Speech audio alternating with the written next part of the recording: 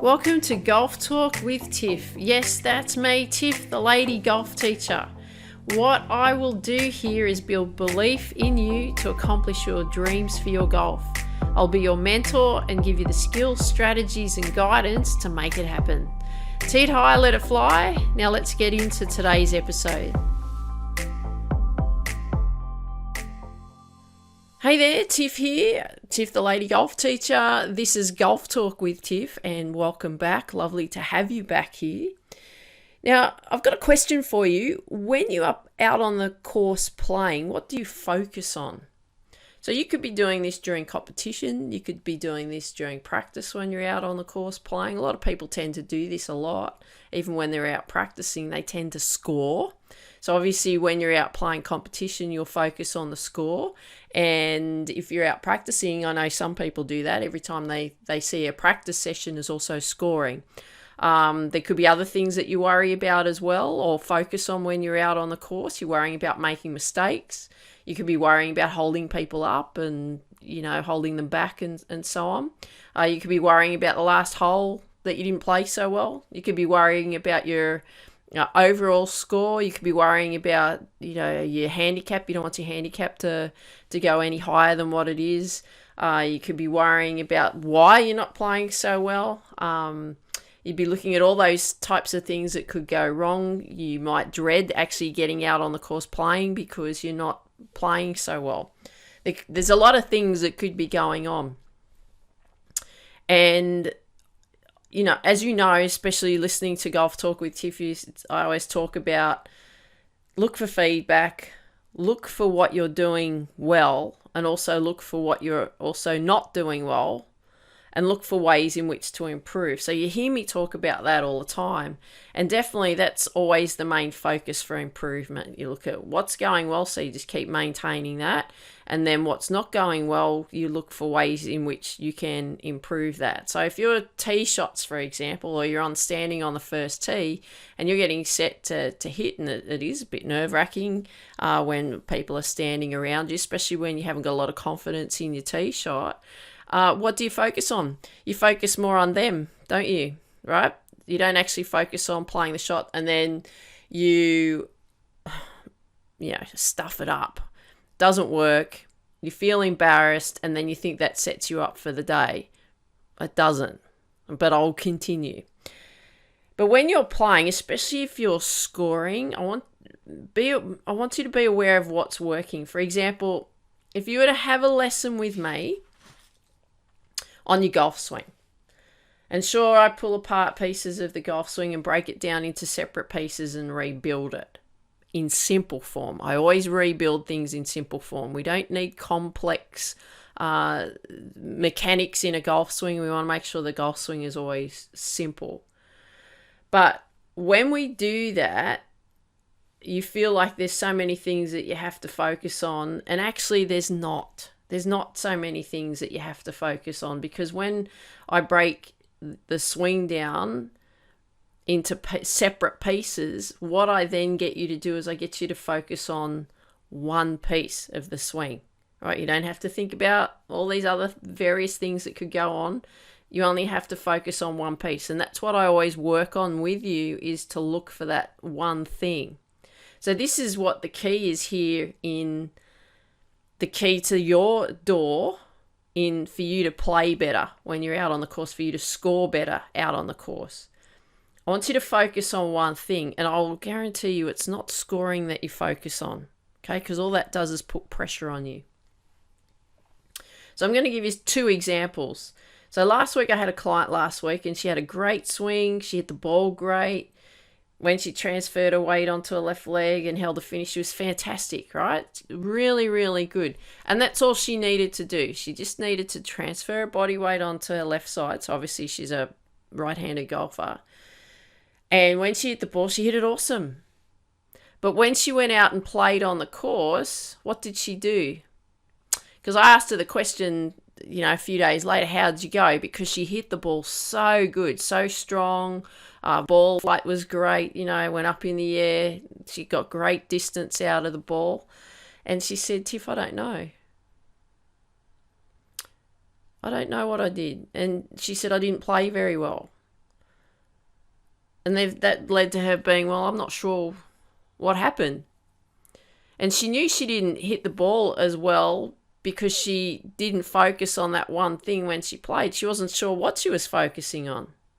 And that was the thing that was actually working, was that weight transference, for example, or holding a finish, was the key to her success in hitting her tee shot.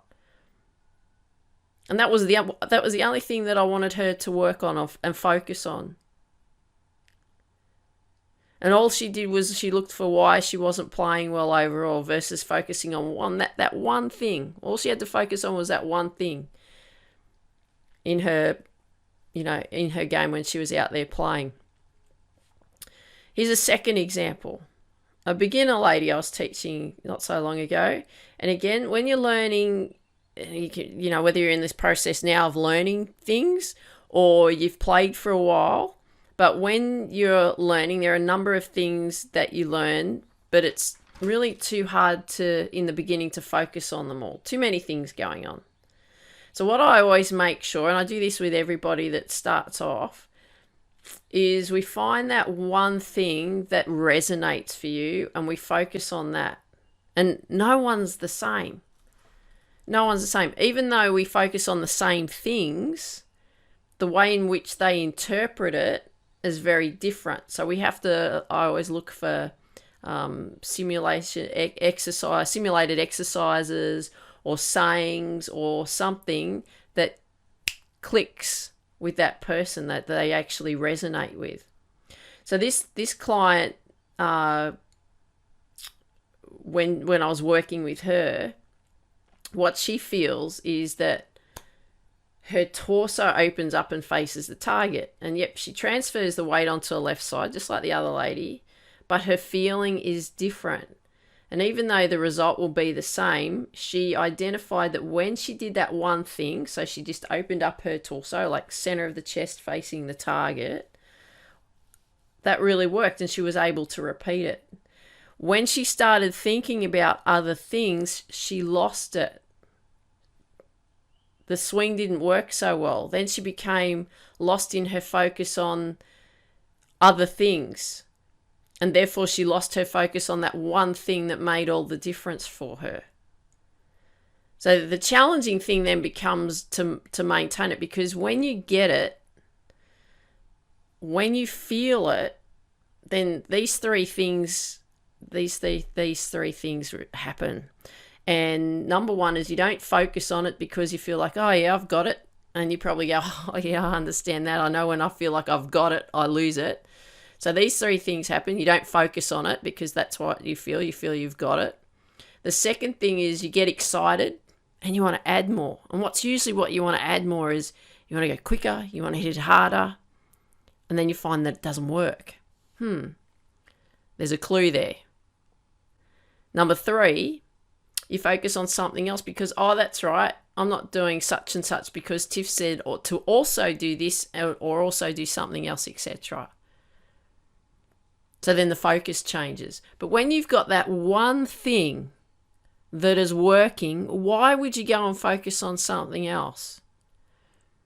I had a lady who I teach quite regularly. She sent me a message and she said, oh, I love that video that you did on left shoulder, right shoulder.